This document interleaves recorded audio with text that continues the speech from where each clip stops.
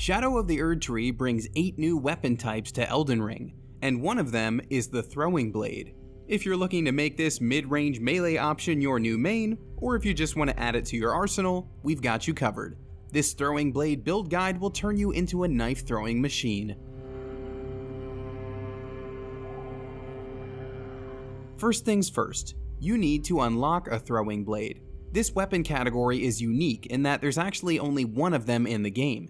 At least that makes it easy to decide which one to equip, right? Anyway, you're looking for the Smith Script Dagger, and it's found inside the Ruined Forge Lava Intake, a dungeon embedded in the cliff on the eastern portion of Gravesite Plain, directly south of Castle Ensis. Once inside, proceed until you lower the lava pipe. This is along the critical path required to clear the dungeon, so you can't miss it. Drop down to the next platform from the switch that lowered the pipe to face a forge golem. Right behind it is a corpse holding the Smith Script Dagger. This throwing blade essentially functions as an infinite set of daggers, letting you throw without worrying about ammo, just your stamina.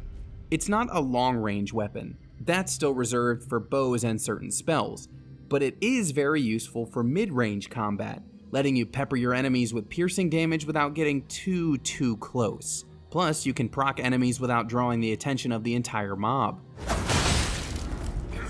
This can function as a fun primary dual-wielded weapon for anyone looking for a more nimble build, but most players might find it works best as a secondary or offhand weapon for a melee fighter. It's a great tool in the field, but not necessarily for bigger bosses. It scales with strength, dexterity, intelligence, and faith. Bear those in mind if you decide to pair it with something else. And remember that the baseline Shadow of the Erdtree recommended level is 150. As such, here's a breakdown of some ways to allocate those stats as you level up or respec. To make the throwing blade your main weapon, go for at least 26 to 30 in those 4 scaling stats. Then make sure you pump up your vigor with the remaining points. With that, you'll be able to use every single recommended spell and accessory in this guide. If the throwing blade is going to be your secondary, then make sure your melee character has lots of strength and dex, or intelligence and faith for the spellcasters. Then sprinkle in some more of the other 2 stats you're missing to scale the throwing blade up a bit more. What matters in all cases is that you stay moving. Think of a throwing blade build like your classic rogue, with an emphasis on rolling and backstepping. With that in mind, you're going to need to equip lighter armor. Some of the best light armor sets from the base game include the following: Alberic's set, the Bandit set, and the Spellblade set. You can visit our wiki on IGN for more details on anything in the base game you might not already have. That said, if you'd rather use heavy armor, then the #1 armor recommendation is the Black Knife set. The chest piece gives the benefit of muffling your footsteps, and that's crucial if you're looking to get in some throwing dagger sneak attacks as you approach your enemies. As for talismans, there are actually a ton that will help you here, depending on how exactly you want to utilize the throwing blade. The majority come from the base game, and that list is as follows. The Green Turtle Talisman and the Viridian Amber Medallion are good for restoring and extending your stamina, respectively.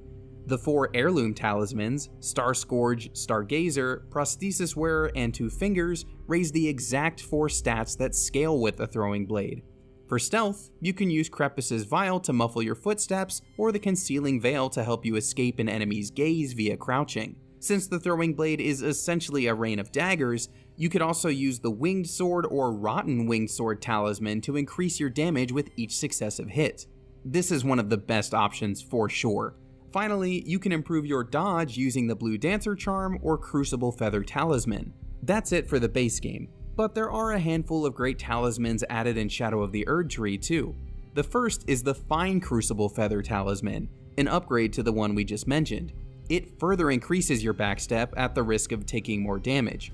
To find it, head to this spot on the top layer in the tunnels of the ancient ruins of Rao. The talisman itself is up on a tree branch, so walk up the one that connects to the floor and jump across to grab it. You can also get an upgraded version of the Green Turtle Talisman, dubbed the Two-Headed Turtle Talisman. That's found in this cave along the river just south of the Templetown ruins. Just take out the enemies guarding it first.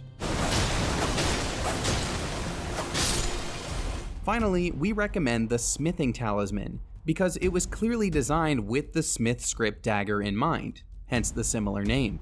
To get it, head to the ruined Forge of Starfall Past, then proceed to this room with a ramp of rubble and a magma flow to your left. Head up that ramp, then take a left in the next room to spot some loot inside this hallway. Watch for falling magma blobs, then pick the talisman off the corpse in the back. This talisman specifically enhances thrown weapon attacks, so it's a must-have. As for magical must-haves, there are a handful of spells that pair quite nicely with your throwing blade. From the base game, Assassin's Approach will again help silence your footsteps for a sneak attack, and the same goes for Unseen Form and its partial invisibility. Golden Vow is great for boosting both your attack and defense, and Rejection is a good way to push enemies away if they get too close. The same goes for Roar of Rugalea, a new incantation in Shadow of the Erdtree. It's a useful AoE spell for enemies that get past your throwing blade barrage. To get it, you have to defeat the red bear of the same name, and you'll find her in the woods in the northwestern corner of the Land of Shadow. If you want to confuse your enemies as you throw your blades, then buy Miriam's Vanishing from Count Ymir at the Cathedral of Manus Meter to the east. With this spell, you can bamf around enemies based on directional input, throwing your Smith Script dagger from unexpected angles. There aren't too many options for Ashes of War, but there are a few ways to enhance your throwing blade.